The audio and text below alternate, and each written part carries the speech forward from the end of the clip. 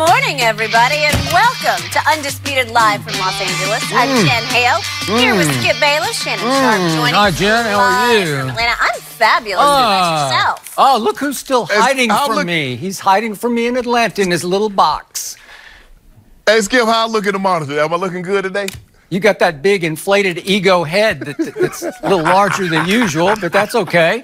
But I believe you're still in Atlanta because you feared the worst in Game 5 in Toronto, and you feared the worst in Game 6 back at Oracle. So you're in hiding, and it's okay with me. Just stay there. You can stay there next week. Because I already know what's going to happen when Kawhi do what he does tomorrow night. Yeah. I don't want to see you. I don't want to be around you on Friday because it's not going to be a pretty sight. Okay. Well, let's talk about what he did to me a year ago. That's what I want to talk about. You're not bitter at all. Not at all. Shannon will be back next week, and we can settle up the due situation. So let's start this morning with Kevin Durant. He suffered that devastating Achilles injury Monday night. ESPN reports KD flew to New York to undergo an MRI instead of heading back to the Bay with the team. Now, Kawhi Leonard dealt with his own injury, of course, a quad last season with the Spurs. The Claw played just 9 games with San Antonio because of that injury before getting traded to Toronto. After Game 5, Kawhi gave his thoughts on what KD is going through. Let's take a listen.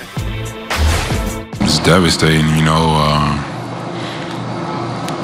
like you say, you work so hard to get to this point. These are the last games. You see he tried to come out and, push himself. But, obviously, he tried to do a move. And, I feel bad for him. I've been in that situation before. I hope he, has a speedy recovery and, just gets healthy and hope that he's going to be okay mentally just throughout the whole rehab process. Kawhi's injury somewhat controversial, but Shannon, how similar do you think these two situations are? I think they're very similar. I think the thing is that what Kawhi did is that Kevin Durant didn't do is that he got a reprieve because even though the doctor cleared him, he didn't feel comfortable, Skip. He did come back. He played because he's missed the start of the season. He came back, played 8 games. He didn't feel quite right. He sat out a couple of games, played one more game, went and got a second opinion, and then shut it down for the rest of the year. The thing that happened with Kevin Durant is I don't know for certain, and like I said, I don't have any inside information, Skip, whether or not Kevin Durant got a second opinion. But he did not get the reprieve that Kawhi Leonard got because even though Kawhi played those 8 games, he didn't do any more damage. He didn't completely rupture the quad. Kevin Durant didn't get that reprieve. Kevin Durant went out there when he wasn't 100% after getting clearances from the doctors, and we all believe that he ruptured an Achilles that was already probably partially torn. And so these situations are very, very similar. And Kawhi is saying, I understand what he's going through. You see, Skip, for me, it comes down to as simple as this.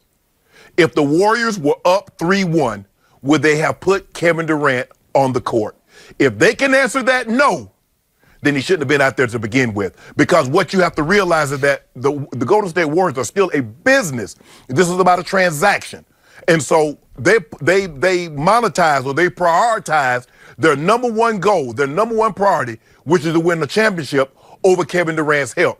And see, a team will never tell a player, you will play tomorrow, you will do this. But they know once you get to that level, be it professional baseball, basketball, or football, they appeal to the competitive side. They'll appeal to the brotherhood, Skip. Skip, you know why they got on that plane to come see you, KD. You understand that you're the best player on this team. They understand that they can't win without you. That appeals to Kevin Durant. Because, Skip, remember, he gets into it a lot of times when guys question him. Also, it was reported that some of the executives in that organization, some of the players in that organization, had questioned Kevin Durant. Skip, what causes Kevin Durant to snap back on social media? Was some kid from Iowa or Minnesota says, Kevin, you a sucker. You supposed to be the best player, and you jump on board with the Golden State Warriors after they won 73 and went 73-9. So now you appealing to the man's competitive side. You're like, I ain't no sucker. I'm tough. Because all the time, Skip, this is a machismo. Basketball, football, this is about bravado. I'm better than you. So you appeal to that side to get them to go. Skip, that man was not even close. It was reported that his workout session went terrible. Before I turn over to you, Skip, I dislocated my arm my first year back in Denver. I think it was 2002. I missed about 4.5 weeks. And so they said, okay, I got cleared. The arm felt good. Skip, what I did is that they had a guy on the practice squad, a linebacker. We padded it up, and we went out there on Tuesday, which is normally the guy's day off, before I even practiced on Wednesday in order for me to play on Sunday. Now, I don't know the protocol in basketball, but normally, did they do Boogie Cousins like that? Did they say, Boogie, you're going to practice tomorrow and you're going to play the next day? Or did they give Boogie an opportunity? Did Boogie practice what?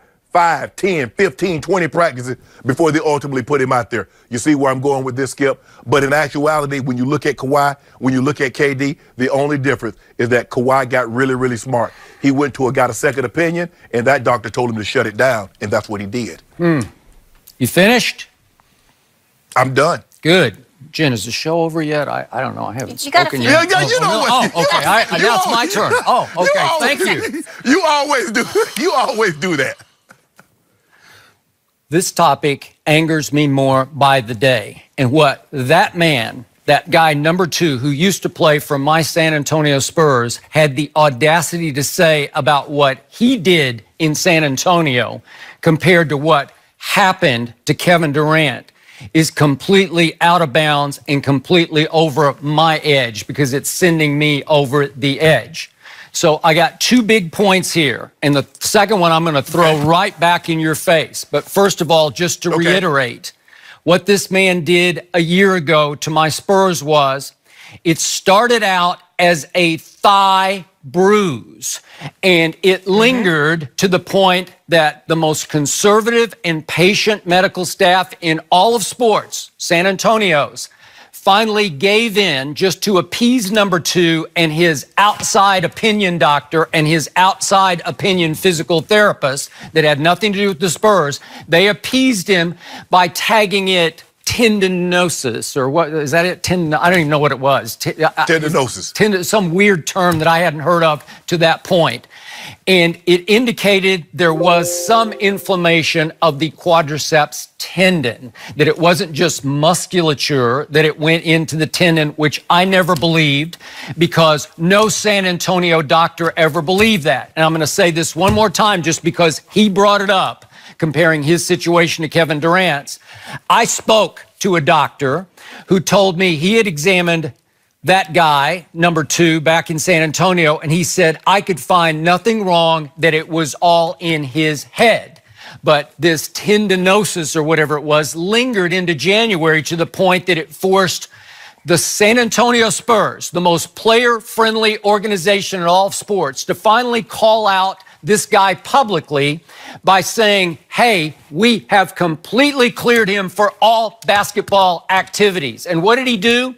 He shut it down. He threw it right back in their faces by saying, I'm still hurt, I can't play.